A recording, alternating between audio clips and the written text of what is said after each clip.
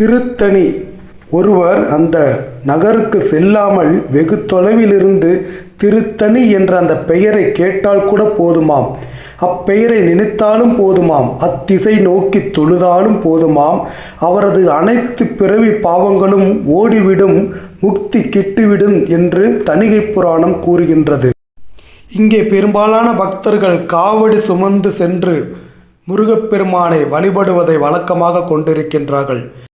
இதனை செரு தனி என்றும் அழைக்கிறார்கள். செரு என்றால் சினம், தனி என்றால் அதனை தனித்தல். அப்படி நம்முடைய சினத்தை தணிக்கக்கூடிய ஒரு இடம் திருத்தணி, செருத்தணி என்றும் அழைக்கின்றார்கள். ஏனென்றால் சூரபத்மனுடன் போர் புரிந்தும் வள்ளியின் சுற்றத்தார்களாகிய வேடர்களுடன் போர் புரிந்தும் ஏற்பட்ட சினம் தணிக்க முருகப்பெருமான் இங்கு வந்து அமர்ந்து தன்னுடைய சினத்தை தணித்து கொண்டதால் இப்படி ஒரு பெயர் வந்ததாக கூறுகிறார்கள். இங்கு முருகப்பெருமான் சாந்த சொரூபியாக இருப்பதால் இங்கு வரும் பக்தர்களுக்கு அவர் அமைதியையும் சாந்தியையும் தந்தருள்கின்றார். எனவே இத்தலத்தில் நடைபெறும் கந்தசஷ்டி விழாவிலும் சூரசம்ஹாரம் நடைபெறுவதில்லை. இம்மலையின் இரு மருங்கிலும் மலைத்தொடர்கள் இருக்கின்றன. வடக்கே காணப்படும் மலை சற்று வெண்மையாக இருப்பதால் அதனை பச்சரிசி மலை என்றும், தெற்கேயுள்ள மலை கருமையாக அமைந்துள்ளதால் அதனை பின்னாக்கு மலை என்றும் அழைக்கிறார்கள். திருத்தணி முருகப்பெருமானின் கோபத்தை தணித்த தலம் மட்டும் அல்ல, இது பல மாந்தர்களின் அச்சம், காமம், வெகுளி, மயக்கம், பகை, பாசம் ஆகியவற்றையும் தனித்த இடமாகும். திருத்தணி நகரின் நடுவே சுமார் 120 மீட்டர் உயரத்தில் தணிகை மலை அமைந்துள்ளது.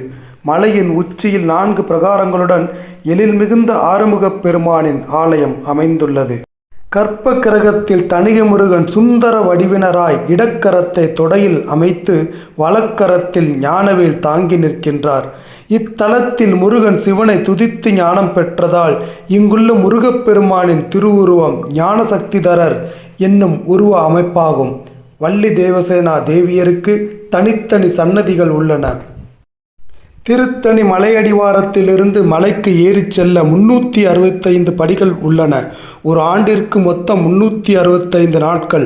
அதனை குறிப்பிடும்படியாக வள்ளிமலை சுவாமிகள் இத்தலத்தில் 1917ஆம் ஆண்டு டிசம்பர் 31ஆம் நாளிலும் 1918ஆம் ஆண்டு ஜனவரி 1ஆம் நாளிலும் திருப்புகழ் பாராயணம் செய்து கொண்டே மலையேறும் திருப்புகழ் திருப்படி திருவிழாவை தொடங்கி வைத்தார்.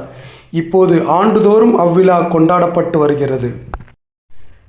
தை, மாசி, ஆடி கிருத்திகையில் பெரும்பாலான லட்சக்கணக்கான மக்கள் வந்து முருகப்பெருமானை தரிசித்து செல்கின்றனர். மலை மீது மிகவும் அழகாக ராஜகோபுரம் 9 அடுக்குகளுடன் கம்பீரமாக நிற்கின்றது.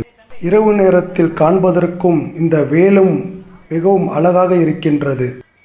இங்கே திருஷ்டி நீங்கவும் கோபுரத்திற்கு எதிரே நிற்கக்கூடிய இந்த மண்டபத்தில் இருக்கக்கூடிய இந்த வேலுக்கு திருநீர் அபிஷேகம் செய்தும் பக்தர்கள் தங்களுடைய வேண்டுதலை தெரிவித்துக் கொள்கின்றனர். மிகவும் அழகான மலை. இங்கு இரவு நேரத்திலும் விளக்குகளால் ஜொலிக்கின்றது. இங்கே இரவு தங்கியிருந்து முருகப்பெருமானை அடுத்த நாள் காலையில் தரிசனம் செய்துவிட்டும் செல்கின்றார்கள். அப்படிப்பட்ட அழகு வாய்ந்த ஒரு அற்புதமான தலம். அப்படிப்பட்ட சிறப்பு பெற்ற இந்த தலத்தில் சென்று முருகப்பெருமானை பிரார்த்தித்து அனைவரும் முருகப்பெருமான் அருள் பெற வேண்டும் என்று முருகப்பெருமானை பிரார்த்தித்துக் கொள்கின்றோம்.